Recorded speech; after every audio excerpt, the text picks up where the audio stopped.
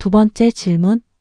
병에 걸린 이유를 과거의 잘못에 대한 벌이나 생활 습관을 제대로 관리하지 못한 탓으로 여기며 스스로를 자책하게 됩니다. 과거를 돌아보면 그때 그렇게 했어야 했는데라는 생각에 후회가 밀려옵니다. 이미 지나간 일이라 어쩔 수 없다고 여기면서도 병이 생긴 이유를 납득하지 못해 자꾸만 원인을 찾게 됩니다. 어떻게 해야 할까요?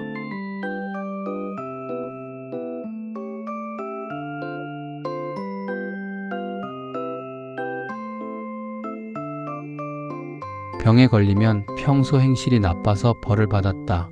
식생활이나 생활 습관에 문제가 있었다는 생각으로 후회하고 괴로워하는 분들이 많습니다. 실제로 과거의 행실과 병 사이에 분명한 인과관계가 있다고 믿는 경우는 드물지만 부조리한 현실을 마주했을 때 사람은 어떻게든 이유를 붙여 납득하려는 경향이 있습니다.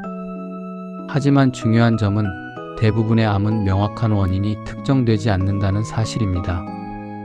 바이러스성 암이나 성면이 원인으로 알려진 악성 중 피종조차 그 정확한 발생 메커니즘은 완전히 밝혀지지 않았습니다.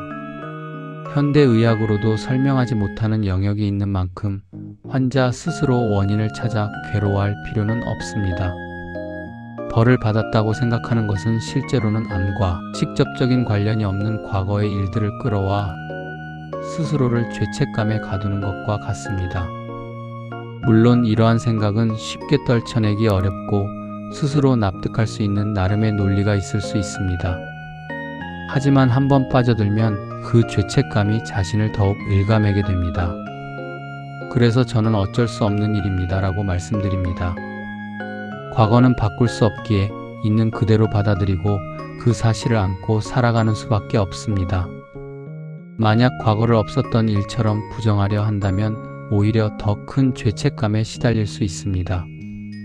자신이 살아온 과거를 인정하려는 마음을 가지면 그 짐은 오히려 조금 가벼워질 수 있습니다. 생활 습관 역시 암과 어느 정도 관련이 있다고 알려져 있지만 같은 생활을 해도 암에 걸리는 사람이 있고 그렇지 않은 사람도 있습니다. 결국 암의 발생에는 다양한 요인이 작용하며 어느 하나로 단정할 수 없는 확률의 문제이기도 합니다. 그렇기 때문에 과거를 되돌아보며 후회하는 것은 큰 도움이 되지 않습니다. 바꿀 수 있는 것은 앞으로 바꾸기 위해 노력하면 됩니다.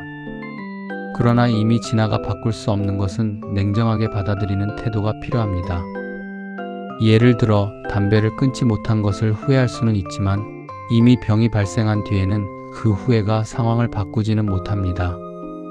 더 나아가 흡연 여부와 관계없이 암이 발생했을 가능성도 있습니다.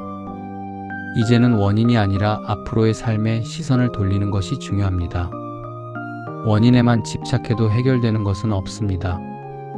병은 유전적 요인을 포함해 누구에게나 생길 수 있는 일이며 개인의 잘못이나 책임으로만 볼 수 없습니다. 조금은 무심하고 때로는 대담한 마음으로 받아들이는 것도 필요합니다. 인간은 누구나 언젠가는 죽음을 맞이하기 때문입니다. 자책하기보다 암이라는 현실을 받아들이면서도 지금까지의 삶을 이어갈 수 있는 만큼 이어가며 자신이 좋아하는 것과 하고 싶은 일을 조금씩 찾아가시길 바랍니다. 정리해 보겠습니다. 과거를 포함해 스스로 통제할 수 없는 일은 담담하게 받아들이고 가능한 한 지금까지의 일상과 삶의 흐름을 이어가시기 바랍니다. 그 안에서 자신이 좋아하는 것, 의미를 느낄 수 있는 것을 하나씩 찾아가며 현재의 삶에 집중해 보시길 바랍니다. 오늘 하루는 조금 더 편안하게 보내셨으면 좋겠습니다.